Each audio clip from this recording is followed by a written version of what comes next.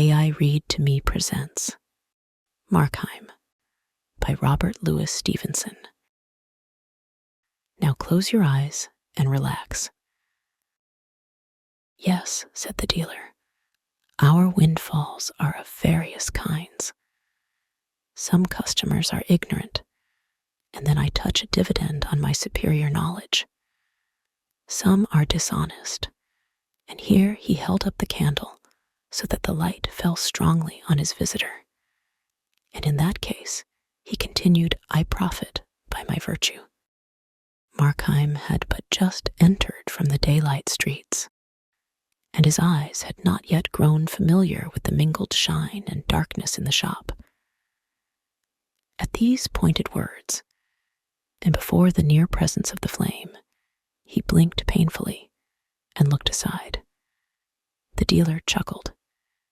You come to me on Christmas Day, he resumed, when you know that I am alone in my house, put up my shutters, and make a point of refusing business.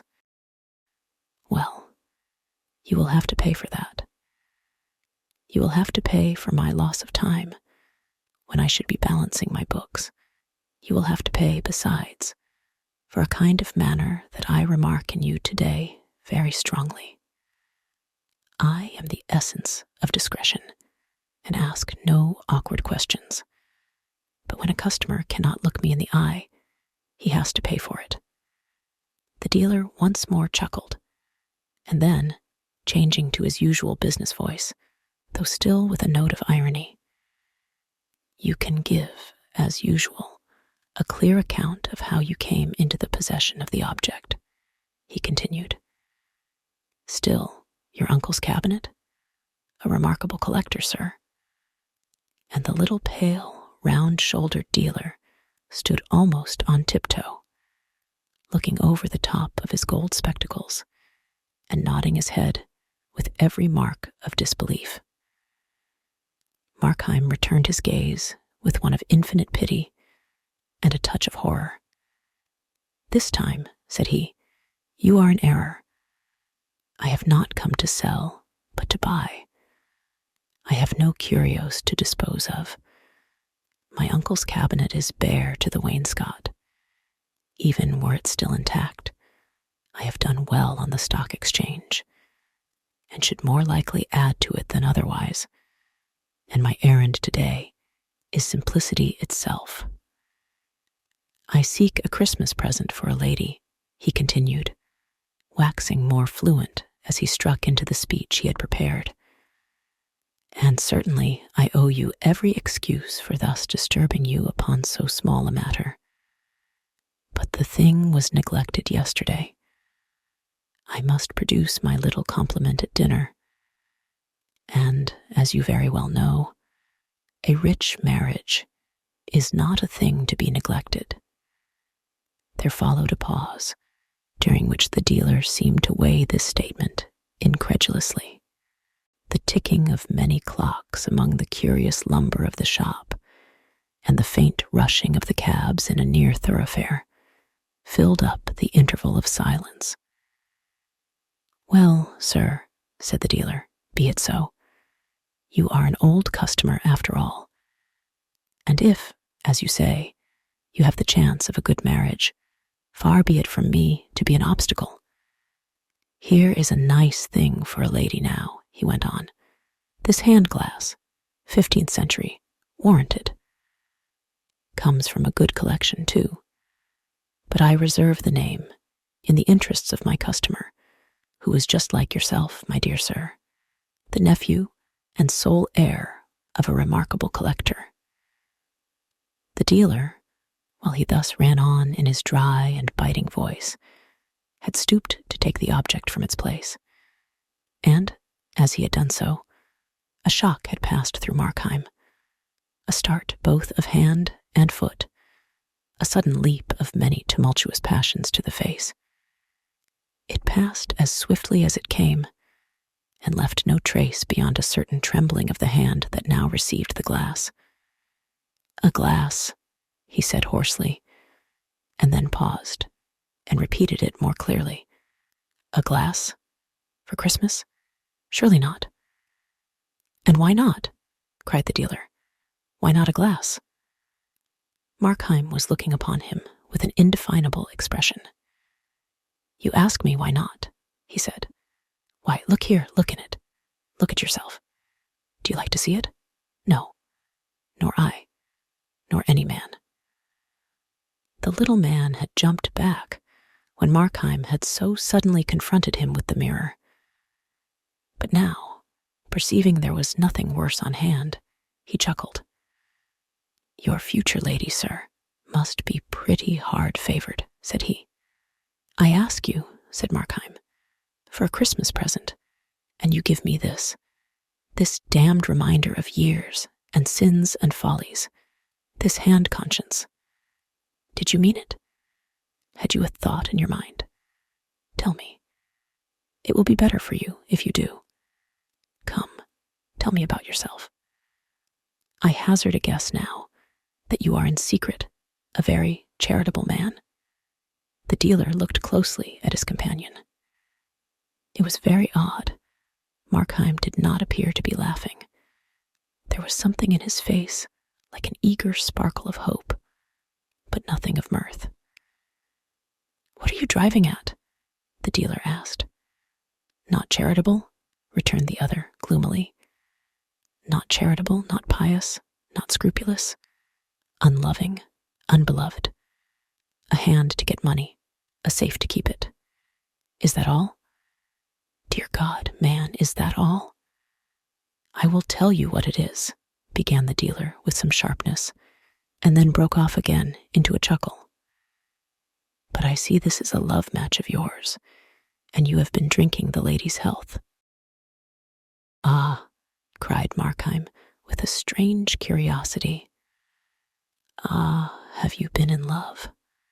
Tell me about that. I cried the dealer. I in love. I never had the time, nor have I the time today for all this nonsense. Will you take the glass? Where's the hurry? Returned Markheim. It is very pleasant to stand here talking, and life is so short and insecure that I would not hurry away from any pleasure, no, not even from so mild a one as this. We should rather cling to what little we can get, like a man at a cliff's edge. Every second is a cliff if you think upon it, a cliff a mile high, high enough if we fall to dash us out of every feature of humanity. Hence, it is best to talk pleasantly. Let us talk of each other. Why should we wear this mask? Let us be confidential. Who knows, we might become friends. I have just one word to say to you, said the dealer. Either make your purchase or walk out of my shop. True, said Markheim. Enough fooling. To business. Show me something else. The dealer stooped once more, this time to replace the glass upon the shelf, his thin blonde hair falling over his eyes as he did so. Markheim moved a little nearer with one hand in the pocket of his greatcoat. He drew himself up and filled his lungs. At the same time, many different emotions were depicted together on his face. Terror, horror, and resolve fascination, and a physical repulsion. And through a haggard lift of his upper lip, his teeth looked out. This, perhaps, may suit, observed the dealer. And then, as he began to re-arise, Markheim bounded from behind upon his victim. The long, skewer-like dagger flashed and fell. The dealer struggled like a hen striking his temple on the shelf, and then tumbled on the floor in a heap. Time had some score of small voices in that shop, some stately and slow, as was becoming to their great age, others garrulous and hurried. All these told out the seconds in an intricate chorus of tickings. Then the passage of a lad's feet, heavily running on the pavement, broke in upon these smaller voices, and startled Markheim into the consciousness of his surroundings. He looked about him awfully. The candle stood on the counter, its flame solemnly wagging in a draught. And by that inconsiderable movement, the whole room was filled with noiseless bustle and kept heaving like a sea. The tall shadows, knotting the gross blots of darkness, swelling and dwindling, as with respiration, the faces of the portraits and the china gods, changing and wavering like images in water. The inner door stood ajar and peered into that leaguer of shadows with a long slit of daylight like a pointing finger. From these fear-stricken rovings, Markheim's eyes returned to the body of his victim, where it lay both humped and sprawling, incredibly small and strangely meaner than in life. In these poor, miserly clothes, in that ungainly attitude, the dealer lay like so much sawdust. Markheim had feared to see it, and lo, it was nothing. And yet, as he gazed, this bundle of old clothes and pool of blood began to find eloquent voices. There it must lie. There was none to work the cunning hinges or direct the miracle of locomotion. There it must lie till it was found. Found. Aye, and then would this dead flesh lift up a cry that would ring over England and fill the world with the echoes of pursuit. I dead or not, this was still the enemy. Time was that when the brains were out, he thought, and the first word struck into his mind. Time now that the deed was accomplished. Time which had closed for the victim had become instant and momentous for the slayer. The thought was yet in his mind when first one and then another, with every variety of pace and voice, one deep as the bell from a cathedral turret, another ringing on its treble notes, the prelude of a waltz. The clocks began to strike the hour of 3 in the afternoon. The sudden outbreak of so many tongues in that dumb chamber staggered him. He began to bestir himself, going to and fro with the candle, beleaguered by moving shadows, and startled to the soul by chance reflections. In many rich mirrors, some of home design, some from Venice or Amsterdam, he saw his face repeated and repeated, as it were an army of spies. His own eyes met and detected him, and the sound of his own steps, lightly as they fell, vexed the surrounding quiet. And still, as he continued to fill his pockets, his mind accused him with a sickening iteration of the 1,000 faults of his design. He should have chosen a more quiet hour. He should have prepared an alibi. He should not have used a knife. He should have been more cautious and only bound and gagged the dealer and not killed him. He should have been more bold and killed the servant also. He should have done all things otherwise. Poignant regrets, weary, incessant toiling of the mind to change what was unchangeable, to plan what was now useless, to be the architect of the irrevocable past. Meanwhile, and behind all this activity, brute terrors, like the scurrying of rats in a deserted attic, filled the more remote chambers of his brain with riot. The hand of the constable would fall heavy on his shoulder, and his nerves would jerk like a hooked fish. Or he beheld in galloping defile the dock, the prison, the gallows, and the black coffin. Terror of the people in the street sat down before his mind like a besieging army. It was impossible, he thought, but that some rumor of the struggle must have reached their ears and set on edge their curiosity. And now, in all the neighboring houses, he divined them sitting motionless and with uplifted ear. Solitary people, condemned to spend Christmas dwelling alone on memories of the past, startlingly recalled from that tender exercise. Happy family parties struck into silence round the table, the mother still with raised finger, every degree and age and humor, but all by their own hearths, prying and hearkening, and weaving the rope that was to hang him. Sometimes it seemed to him he could not move too softly. The clink of the tall Bohemian goblets rang out loudly like a bell, and alarmed by the bigness of the ticking, he was tempted to stop the clocks.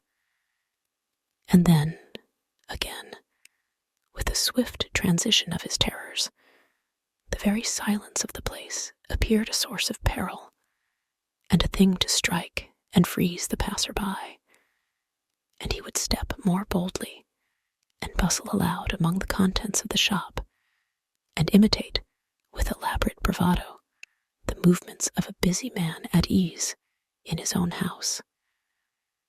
But he was now so pulled about by different alarms that while one portion of his mind was still alert and cunning, another trembled on the brink of lunacy.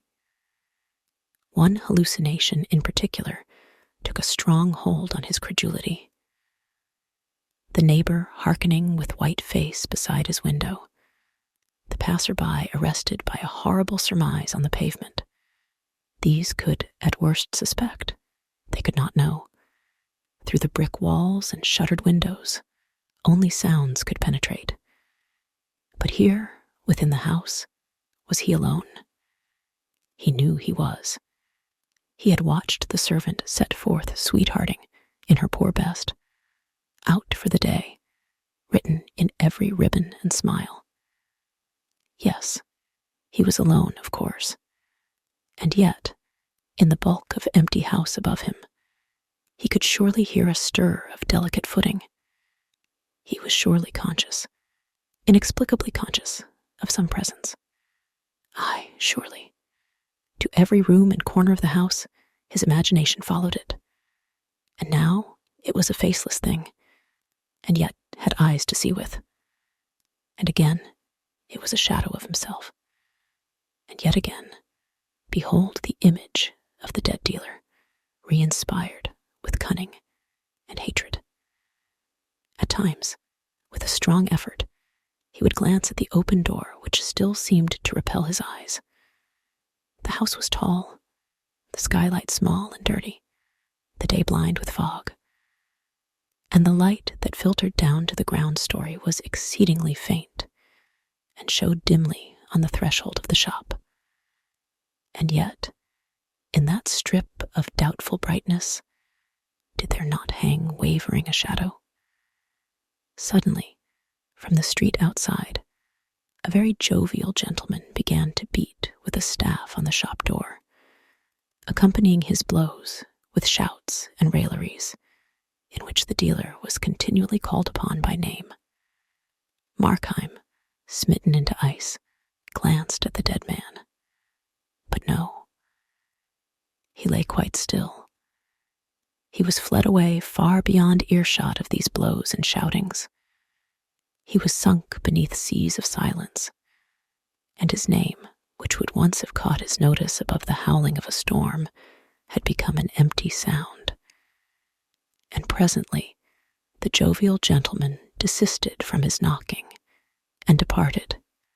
Here was a broad hint to hurry what remained to be done, to get forth from this accusing neighborhood, to plunge into a bath of London multitudes, and to reach, on the other side of day, that haven of safety and apparent innocence, his bed. One visitor had come. At any moment, another might follow and be more obstinate. To have done the deed, and yet not to reap the profit, would be too abhorrent a failure. The money, that was now Markheim's concern, and as a means to that, the keys. He glanced over his shoulder at the open door, where the shadow was still lingering and shivering. And with no conscious repugnance of the mind, yet with a tremor of the belly, he drew near the body of his victim. The human character had quite departed. Like a suit half stuffed with bran, the limbs lay scattered, the trunk doubled on the floor. And yet, the thing repelled him. Although so dingy and inconsiderable to the eye, he feared it might have more significance to the touch. He took the body by the shoulders and turned it on its back. It was strangely light and supple, and the limbs, as if they had been broken, fell into the oddest postures. The face was robbed of all expression, but it was as pale as wax, and shockingly smeared with blood about one temple. That was, for Markheim, the one displeasing circumstance. It carried him back, upon the instant, to a certain fair day in a fisher's village. A grey day, a piping wind, a crowd upon the street, the blare of brasses, the booming of drums, the nasal voice of a ballad singer, and a boy going to and fro, buried overhead in the crowd, and divided between interest and fear. Until, coming out upon the chief place of concourse, he beheld a booth and a great screen with pictures, dismally designed, garishly colored. Brownrigg with her apprentice, the Mannings with their murdered guest, Ware in the death grip of Thurtell, and a score besides of famous crimes. The thing was as clear as an illusion. He was once again that little boy. He was looking once again, and with the same sense of physical revolt, at these vile pictures. He was still stunned by the thumping of the drums. A bar of that day's music returned upon his memory, and at that, for the first time, a qualm came over him, a breath of nausea, a sudden weakness of the joints, which he must instantly resist and conquer. He judged it more prudent to confront than to flee from these considerations, looking the more heartily in the dead face, bending his mind to realize the nature and greatness of his crime. So little a while ago, that face had moved with every change of sentiment, that pale mouth had spoken, that body had been all on fire with governable energies, and now, and by his act, that piece of life had been arrested, as the horologist, with interjected finger, arrests the beating of the clock. So he reasoned in vain. He could rise to no more remorseful consciousness. The same heart which had shuddered before the painted effigies of crime looked on its reality unmoved. At best, he felt a gleam of pity for one who had been endowed in vain with all those faculties that can make the world a garden of enchantment, one who had never lived and who was now dead. But of penitence, no, not a tremor. With that, shaking himself clear of these considerations, he found the keys and advanced towards the open door of the shop. Outside, it had begun to rain smartly, and the sound of the shower upon the roof had banished silence. Like some dripping cavern, the chambers of the house were haunted by an incessant echoing, which filled the ear and mingled with the ticking of the clocks. And, as Markheim approached the door, he seemed to hear, in answer to his own cautious tread, the steps of another foot, withdrawing up the stair. The shadow still palpitated loosely on the threshold. He threw a ton's weight of resolve upon his muscles and drew back the door.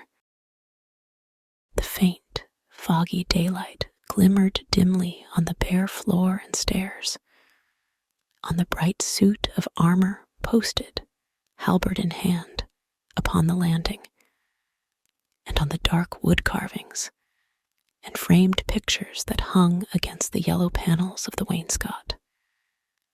So loud was the beating of the rain through all the house that, in Markheim's ears, It began to be distinguished into many different sounds.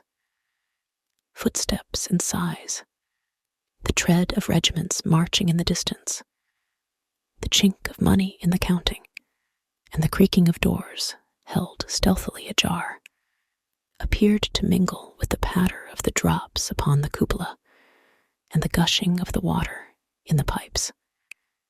The sense that he was not alone grew upon him to the verge of madness. On every side, he was haunted and begirt by presences.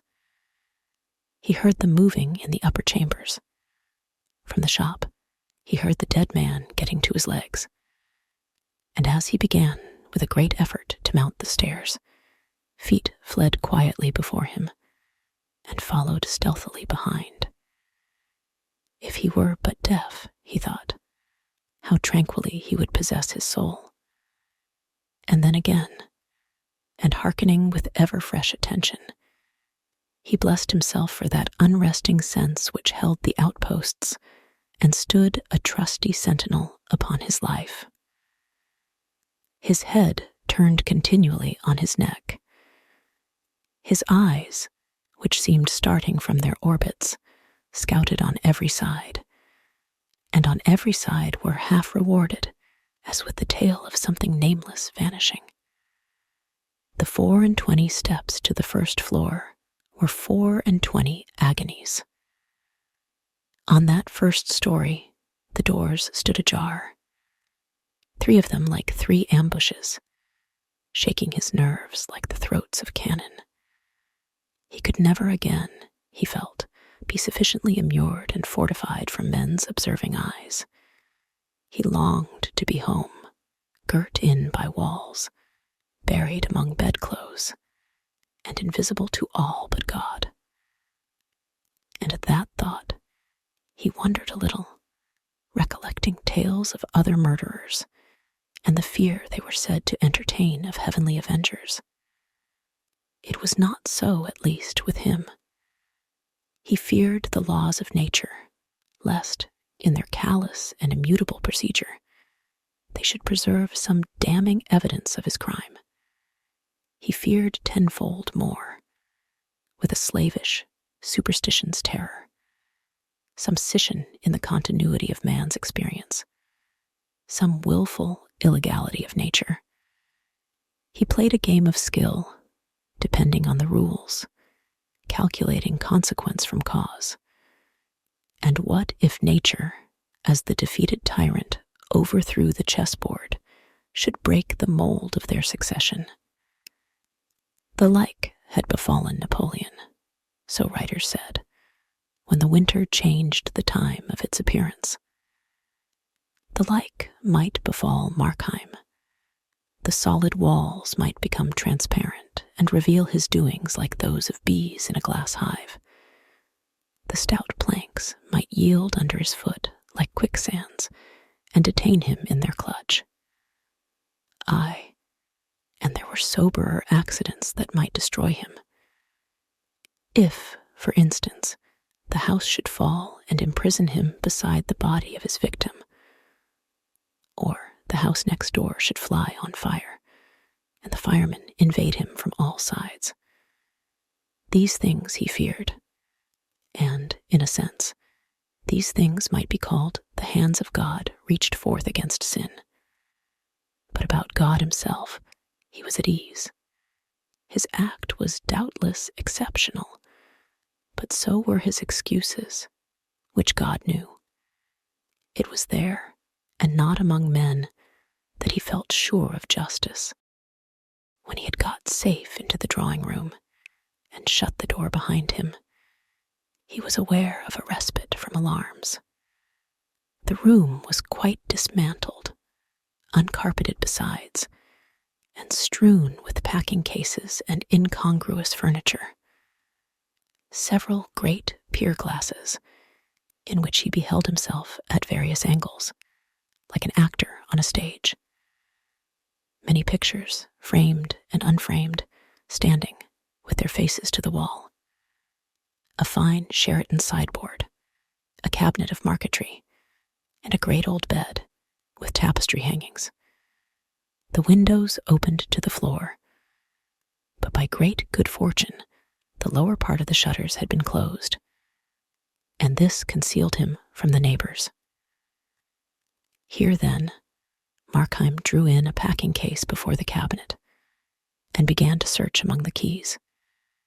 It was a long business, for there were many, and it was irksome besides, for after all, there might be nothing in the cabinet, and time was on the wing. But the closeness of the occupation sobered him. With the tail of his eye, he saw the door, even glanced at it from time to time directly, like a besieged commander pleased to verify the good estate of his defenses. But in truth, he was at peace. The rain falling in the street sounded natural and pleasant. Presently, on the other side, the notes of a piano were wakened to the music of a hymn, and the voices of many children took up the air and words. How stately, how comfortable was the melody. How fresh the youthful voices.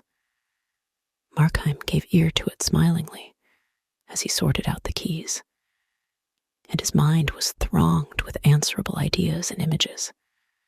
Church-going children and the pealing of the high organ. Children afield, bathers by the brookside, ramblers on the brambly common, kite flyers in the windy and cloud-navigated sky. And then, at another cadence of the hymn, back again to church, and the somnolence of summer Sundays, and the high, genteel voice of the parson, which he smiled a little to recall, and the painted Jacobean tombs, and the dim lettering of the 10 Commandments in the chancel. And as he sat thus, at once busy and absent, he was startled to his feet. A flash of ice, a flash of fire, a bursting gush of blood went over him, and then he stood transfixed and thrilling. A step mounted the stairs slowly and steadily, and presently a hand was laid upon the knob, and the lock clicked, and the door opened. Fear held Markheim in a vice. What to expect, he knew not, whether the dead man walking, or the official ministers of human justice, or some chance witness, blindly stumbling in to consign him to the gallows. But when a face was thrust into the aperture, glanced around the room, looked at him, nodded, and smiled, as if in friendly recognition, and then withdrew again, and the door closed behind it, his fear broke loose from his control in a hoarse cry. At the sound of this, the visitant returned. "Did you call me?" he asked pleasantly, and with that, he entered the room and closed the door behind him. Markheim stood and gazed at him with all his eyes. Perhaps there was a film upon his sight, but the outlines of the newcomer seemed to change and waver like those of the idols in the wavering candlelight of the shop. And at times he thought he knew him, and at times he thought he bore a likeness to himself. And always, like a lump of living terror, there lay in his bosom the conviction that this thing was not of the earth and not of God.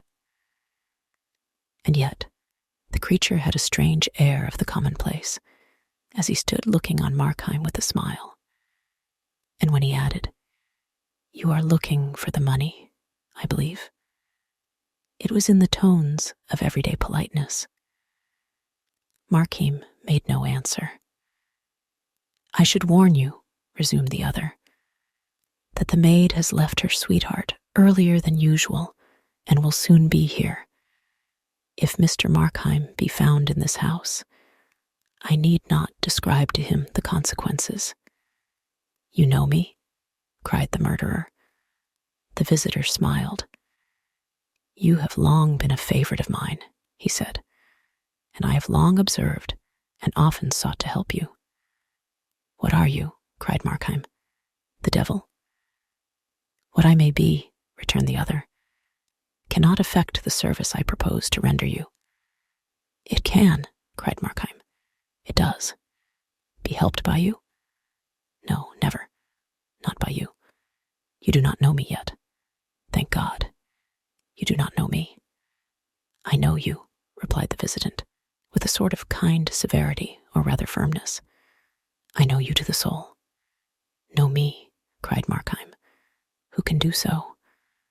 My life is but a travesty and slander on myself. I have lived to belie my nature. All men do. All men are better than this disguise that grows about and stifles them. You see each dragged away by life, like one whom bravos have seized and muffled in a cloak. If they had their own control, if you could see their faces, they would be altogether different. They would shine out for heroes and saints. I am worse than most.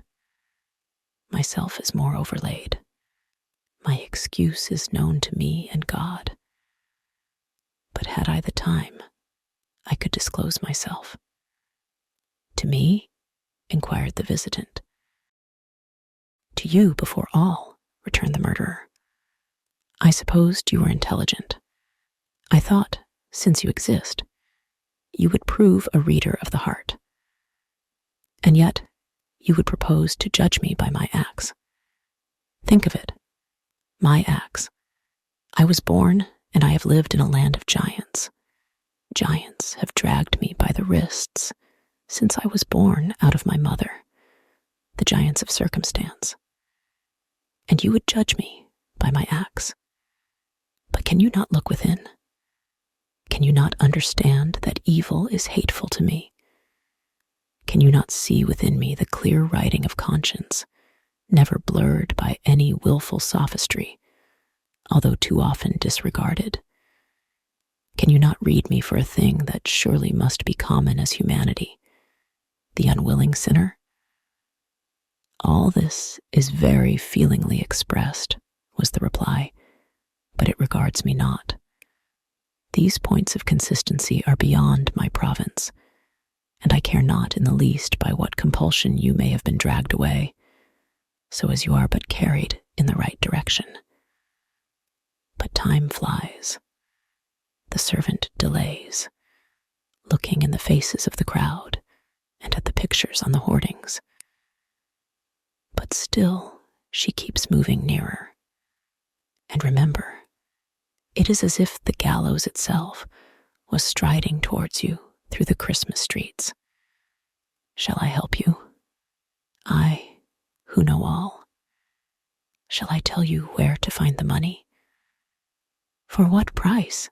Asked Markheim. I offer you the service for a Christmas gift, returned the other.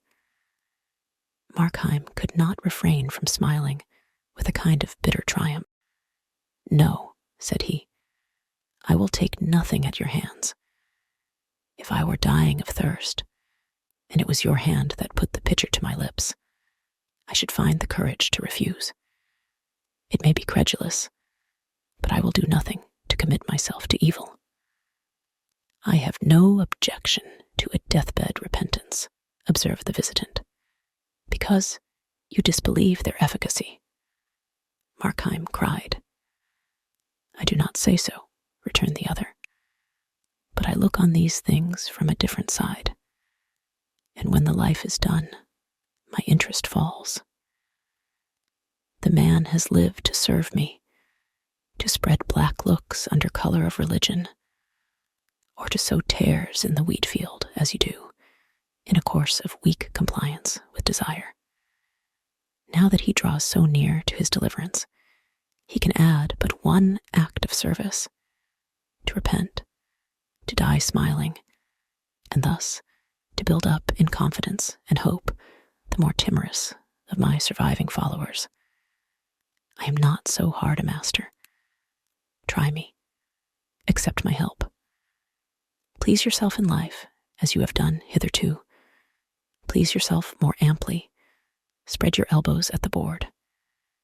And when the night begins to fall and the curtains to be drawn, I tell you, for your greater comfort, that you will find it even easy to compound your quarrel with your conscience, and to make a truckling peace with God. I came but now from such a deathbed, and the room was full of sincere mourners, listening to the man's last words. And when I looked into that face, which had been set as a flint against mercy, I found it smiling with hope. "And do you, then, suppose me such a creature?" asked Markheim. "Do you think I have no more generous aspirations than to sin and sin and sin, and at the last sneak into heaven? My heart rises at the thought. Is this, then, your experience of mankind? Or is it because you find me with red hands that you presume such baseness? And is this crime of murder indeed so impious as to dry up the very springs of good?" "Murder is to me no special category," replied the other. "All sins are murder, even as all life is war. I behold your race like starving mariners on a raft, plucking crusts out of the hands of famine and feeding on each other's lives. I follow sins beyond the moment of their acting. I find in all that the last consequence is death. And to my eyes, the pretty maid who thwarts her mother with such taking graces on a question of a ball drips no less visibly with human gore than such a murderer as yourself. Do I say that I follow sins? I follow virtues also. They differ not by the thickness of a nail. They are both scythes for the reaping angel of death. Evil, for which I live, consists not in action, but in character. The bad man is dear to me, not the bad act, whose fruits, if we could follow them far enough down the hurtling cataract of the ages, might yet be found more blessed than those of the rarest virtues. And it is not because you have killed a dealer, but because you are Markheim, that I offer to forward your escape." "I will lay my heart open to you," answered Markheim. "This crime on which you find me is my last. On my way to it, I have learned many lessons. Itself is a lesson, a momentous lesson. Hitherto, I have been driven with revolt to what I would not. I was a bond slave to poverty, driven and scourged. There are robust virtues that can stand in these temptations. Mine was not so. I had a thirst of pleasure. But today, and out of this deed, I pluck both warning and riches, both the power and a fresh resolve to be myself. I become in all things a free actor in the world. I begin to see myself all changed, these hands the agents of good, this heart at peace. Something comes over me out of the past, something of what I have dreamed on Sabbath evenings to the sound of the church organ, of what I forecast when I shed tears over noble books or talked, an innocent child, with my mother.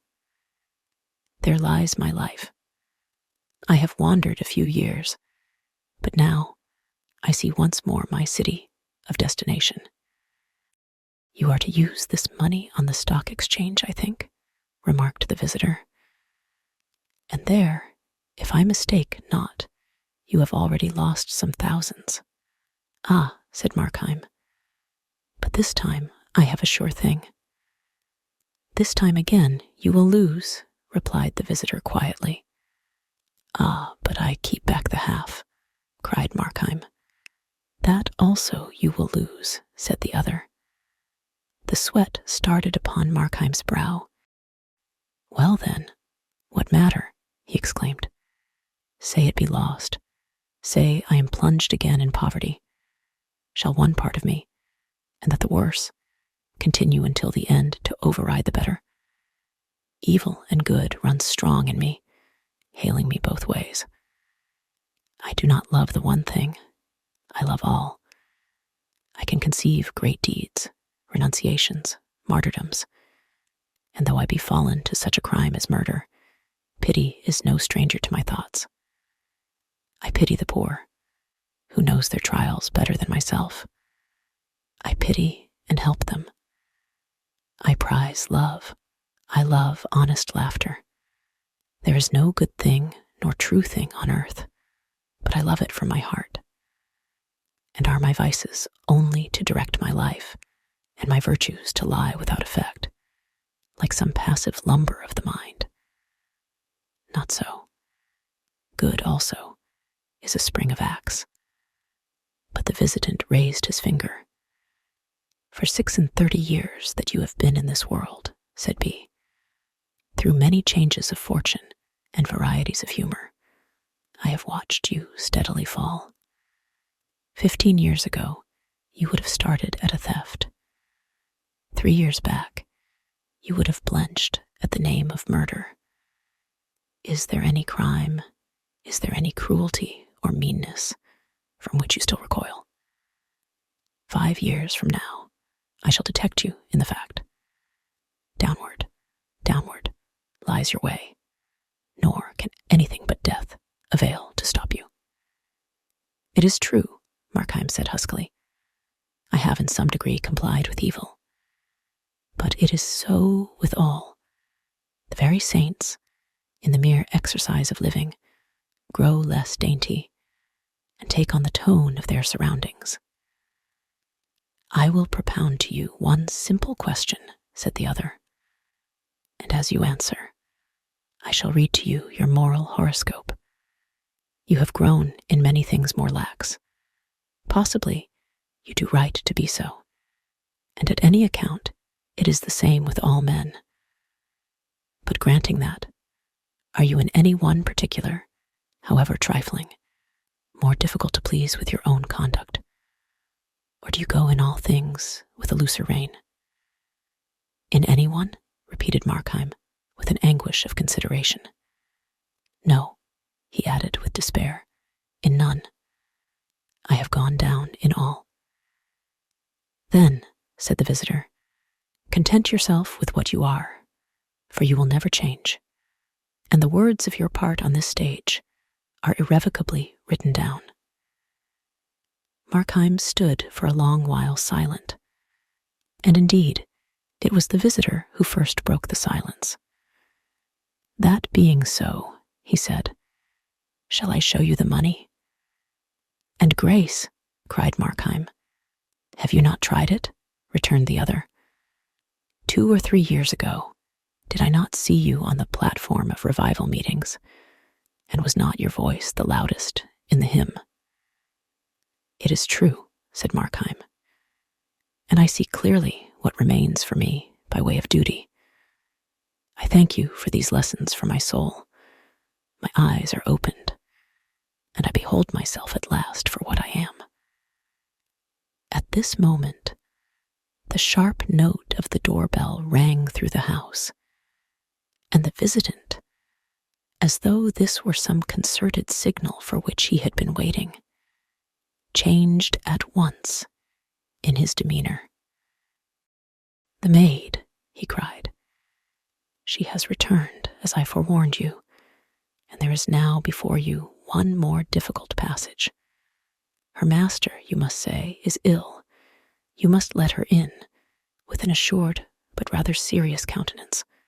No smiles, no overacting, and I promise you success. Once the girl within, and the door closed, the same dexterity that has already rid you of the dealer will relieve you of this last danger in your path. Thenceforward, you have the whole evening, the whole night, if needful, to ransack the treasures of the house and to make good your safety. This is help that comes to you with the mask of danger. Up, he cried. Up, friend. Your life hangs trembling in the scales. Up and act. Markheim steadily regarded his counselor. If I be condemned to evil acts, he said, there is still one door of freedom open. I can cease from action. If my life be an ill thing, I can lay it down. Though I be, as you say truly, at the beck of every small temptation. I can yet, by one decisive gesture, place myself beyond the reach of all. My love of good is damned to barrenness. It may, and let it be. But I have still my hatred of evil. And from that, to your galling disappointment, you shall see that I can draw both energy and courage. The features of the visitor began to undergo a wonderful and lovely change. They brightened and softened with a tender triumph, and even as they brightened, faded and dislimned.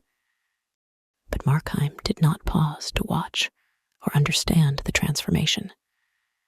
He opened the door and went downstairs very slowly, thinking to himself. His past went soberly before him. He beheld it as it was ugly and strenuous, like a dream random as chance medley, a scene of defeat. Life, as he thus reviewed it, tempted him no longer. But on the further side, he perceived a quiet haven for his bark. He paused in the passage and looked into the shop, where the candle still burned by the dead body. It was strangely silent. Thoughts of the dealer swarmed into his mind as he stood gazing. And then the bell once more broke out into impatient clamor. He confronted the maid upon the threshold with something like a smile. "You had better go for the police," said he. "I have killed your master." This concludes this reading of Markheim by Robert Louis Stevenson. If you enjoyed it, please like and subscribe. To listen ad-free, visit aireadtome.com or use the link in the description. Thank you for your support.